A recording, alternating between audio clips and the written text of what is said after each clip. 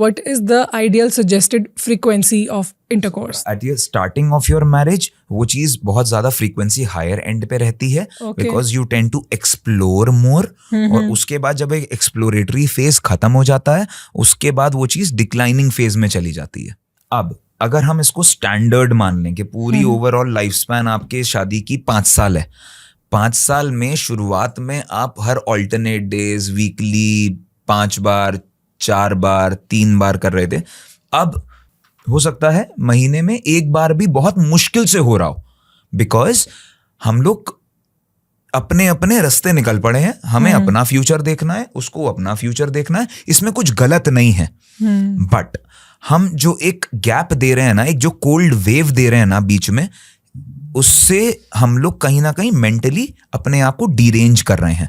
क्योंकि because success तो मिल जाएगी, लेकिन जब हम सक्सेस के बाद में हमने वो सब एक्टिविटीज करते हुए शुरुआत में जो सक्सेस सोची थी उसके साथ ही सोची थी, लेकिन उसके बिना हो गई. अब वीकली कम से कम, मैं कम से कम बोल रहा हूं, twice you should have any couple at any as. This can be 40 years, 50 years, 60 years. Okay. You should weekly twice involve in a sexual activity. बहुत नीचे अगर गिराना है, weekly once. महीने में 4 से 5 बार होना चाहिए एक्टिविटी, जिससे कि फीमेल की भी जो मेंस्ट्रुअल साइकिल है, हार्मोनल स्टेटस है, मेनोपॉज की तरफ जो आगे बढ़ रही हैं, पोस्टपार्टम है, ये सब चीजें आपकी बॉडी रेगुलेट होगी इससे, पूरी hormones very important, because that sync के बिना ह्यूमन नेचर ऑल्टर हो जाता है. 20 साल के जब थे अपनी वाइफ के साथ में, जब आप बेडरूम में जाते थे, वर्सेस आप जो 60 साल के हो अपनी वाइफ के साथ बेडरूम में जा रहे हो, नथिंग हैज चेंज्ड. आप सोच के देखो, वाइफ भी वही है, हस्बैंड भी वही है, बेडरूम भी वही है, एज बदल गई है, लेकिन क्या ख्वाहिशें बदली होंगी? नहीं, आइडियली नहीं बदली होनी चाहिए. अगर बदली है, it is an indicator of that something is wrong. या तो फीमेल अपने हस्बैंड को गलत नहीं बोलना चाहती, इसी में अपना आधा जीवन, क्या पूरा जीवन निकाल देती हैं. क्योंकि हम लोग बहुत समृद्ध समाज से आते हैं. यू डोंट नो हम लोग इंडियंस कितने समृद्ध हैं, बहुत इज्जत करती हैं. गलत सह लेंगी लेकिन गलत नहीं बोलेंगी, या पब्लिक के सामने ऐसा नहीं हुआ कि भाई आंखों से भी बेइज्जती कर दी आपकी. राइट. नहीं होता हमारे यहाँ. तो ये तो बहुत छोटी सी बात है, लेकिन जब एक एज पे आने के बाद व्हेन दे स्पीक अप ना, बड़ा बुरा लगता है. जो बगल में बैठा हुआ मेल है ना, वो 45 साल का होगा, 42 साल का होगा, और उसकी फीमेल जब ये बोलेगी, सर आज तक ऑर्गेज्म क्या होता है मुझे नहीं पता, मैंने बच्चे कर लिए, बड़े हो गए, 10th में छोटा बेटा है, 12th में बड़ा बेटा है, उनका हक है. एक शादी की ज़रूरत है, इसीलिए गोल्डन नाइट जैसा एक कंसेप्ट बना हुआ है, और first impression is last impression वाला कंसेप्ट बना हुआ है. अगर उस दिन सब कुछ ठीक होता है ना, शादी बहुत अच्छी चलती है, बिकॉज इस उम्मीद में चलती है कि कभी स्ट्रेस है, खराब हो गया, कोई बात नहीं, लेकिन उस दिन तो अच्छा हुआ था ना. वो एक रेफरेंशियल पॉइंट को हम लोग बहुत बड़ा माने, उसके लिए अपने आप को प्रिपेयर्ड रखें. आज के पॉल्यूशन, अडल्ट्रेशन, सब कुछ ठीक है, लेकिन आपका जीवन आपके पार्टनर के साथ ही है, बाकी और दुनियादारी से आपको फर्क नहीं पड़ना चाहिए. Prepare for them.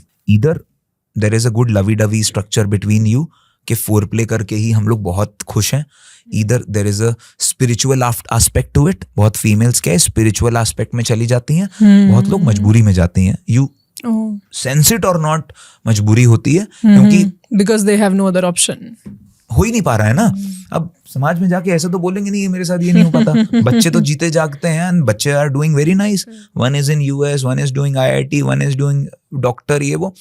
आप कभी क्वेश्चन नहीं करोगे कि अपनी जीती जागती दुनिया को आप कौन बर्बाद करना चाहेगा. मेरे को पेशेंट्स आके बताते हैं इस बारे में.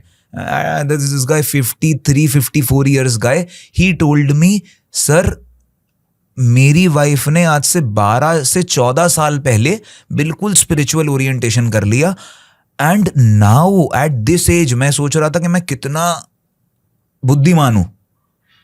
Eight this age I know why she has done it, because when we had a chat, when we saw your podcast, I asked her for the first time in my life, you had that satisfaction with me, right? And she said no. वही बात है, आदमी अपने आप को बहुत बुद्धिमान समझता है. सो बुद्धिमत्ता और बुद्धिमान होने में, बुद्धिमत्ता में और बुद्धिमान होने में दोनों में डिफरेंस है। बिकॉज बहुत आदमी इंटेलिजेंट है, मुझे सब आता है, लेकिन कॉमन सेंस नहीं है आदमी में कि भाई एक बार वो सवाल पूछ लो अपनी फीमेल से कि भाई are the things going fine. I am not telling कि after each activity you should ask, because you are in a different zone. हो सकता है आपको टेंशन हो, अपने एल्डर माँ बाप की टेंशन हो, करियर की टेंशन हो, या ऑफिस की टेंशन हो, किसी भी चीज की, या फ्यूचर की टेंशन हो, बच्चा हो गया क्या करेंगे टेंशन हो। आप कभी कभी मिस परफॉर्म कर सकते हो, बट 5 साल तक मिस परफॉर्म करना कहीं ना कहीं क्वेश्चन रेस करता है। तो कभी साल में एक बार हाथ पकड़ के पूछ लो, are the things going fine और we need to work on it. Right. ये उतना आसान है पूछना। This should be a part of their communication at least once in a while. अब रोज आप इसी चीज को पूछोगे तो हाँ फिर फालतू की एक कहानी बन जाएगी। लेकिन अगर आप साल में एक बार, 2 साल में एक बार पूछ रहे हो, इट्स एनालिसिस कि भाई 10 बार हुआ, अगर 5-6 बार अच्छा हुआ है तो भी 4 बार फर्क नहीं पड़ता खराब का। उसको प्रॉब्लम ना समझो, उसको एक डे टू डे रूटीन वाला चीज समझो कि कोई बात नहीं, but things are going in a good direction. But अगर 10 बार में 9 बार खराब हुआ है, एक ही बार, और वो भी husband knows internally I took a Viagra that day, so things are not going right. Couple को बात करनी चाहिए, उतना ही इजीली हस्बैंड को स्टेप लेना चाहिए, because females are very very very good in their head and they are the one who will make your family, make your house a home. तो वो अपने आप में भगवान है। आपको डिफाइन करना है कि आप अगर कुछ भी करना चाहते हो तो आप उनसे पूछो, सवाल करो, और मेरे ख्याल से वही एक अकेला रास्ता है। कोई साइकोलॉजिस्ट या मैं या कोई डॉक्टर या मेरी टीम या किसी और की टीम आपके उस क्वेश्चन को नहीं ले सकती। Right. Thank you so much for watching this clip. अगर ये क्लिप आपको पसंद आई है तो आई एम श्योर कि ये पूरा एपिसोड भी आपको बहुत ही काम का लगेगा।